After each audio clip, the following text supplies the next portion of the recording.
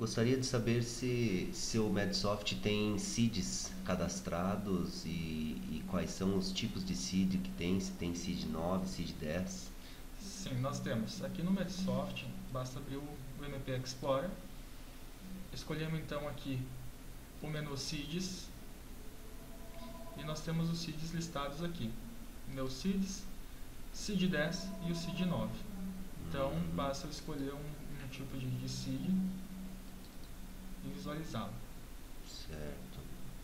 E eu posso abrir o seed inteiro aí em forma estruturada para eu ver os grupos e subgrupos do seed 10, por exemplo? Sim, é possível. Como que eu faço isso? Bom, depois de clicar em seeds, vamos em listas, escolhemos então tabelas de seed. Aqui nós temos então seed 9. Vamos ver o seed 10. Então clicamos em expandir o seed 10, teremos então as categorias. Ah, certo. Basta escolher uma então para ver então os grupos de seeds.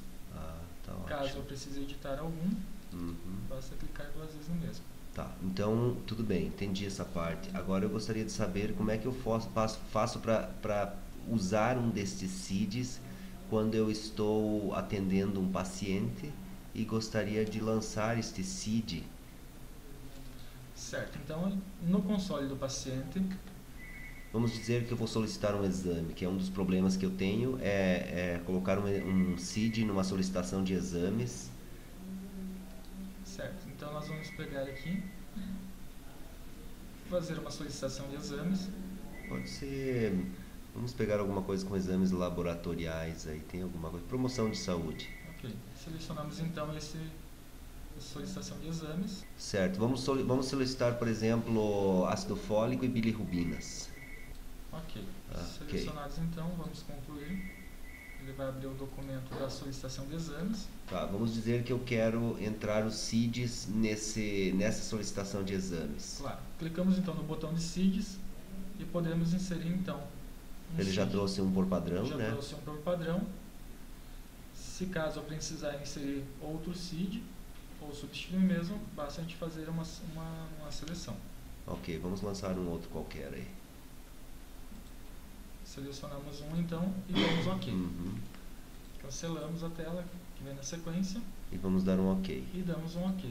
A partir do momento que eu salvar o documento, ficará salvo então os seeds associados. Eu vi também que apareceu os seeds aqui no documento. Isso.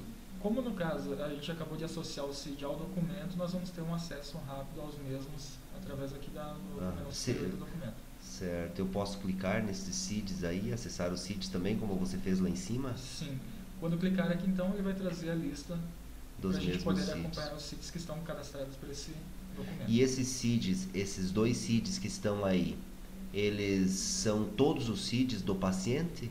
Não, esses são os seeds vinculados a esse documento neste momento. Caso precisemos visualizar os seeds do paciente, ou seja, todos eles, vamos filtrar então e encontrar todos os seeds.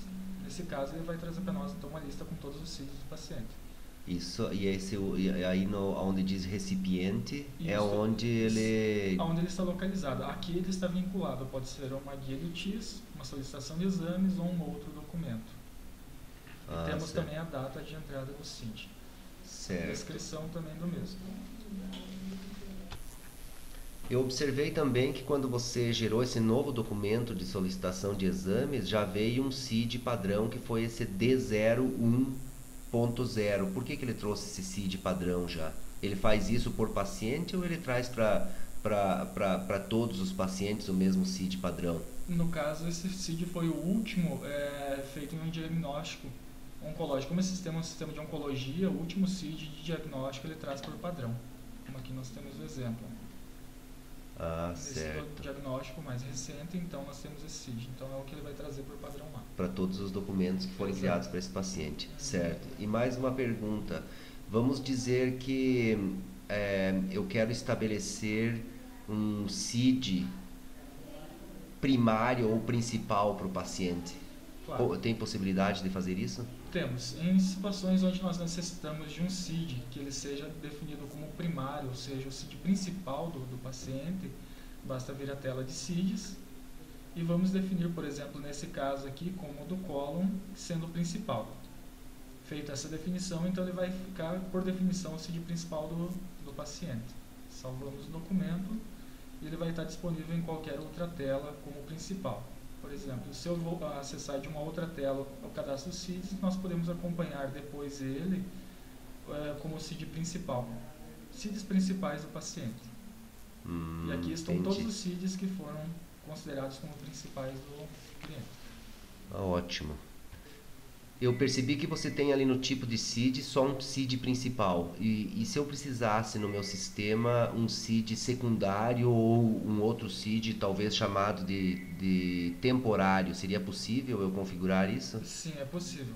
Basta acessar o Explorer para a gente poder cadastrar os novos tipos de CIDs.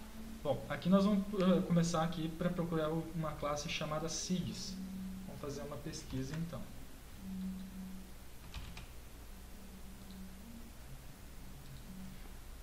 Neste caso, então, eu vou pegar classes para CID. Observamos, então, que nós temos os tipos de CID e temos o principal, que é aquele que nós estamos entendi. usando. Aí que eu adiciono o secundário e o Isso. temporário, então podemos adicionar? Podemos adicionar um novo CID. Uhum, Como secundário. certo. E se eu quisesse um temporário? Poderia ser adicionado também. Vamos Aham. adicionar um temporário aqui também.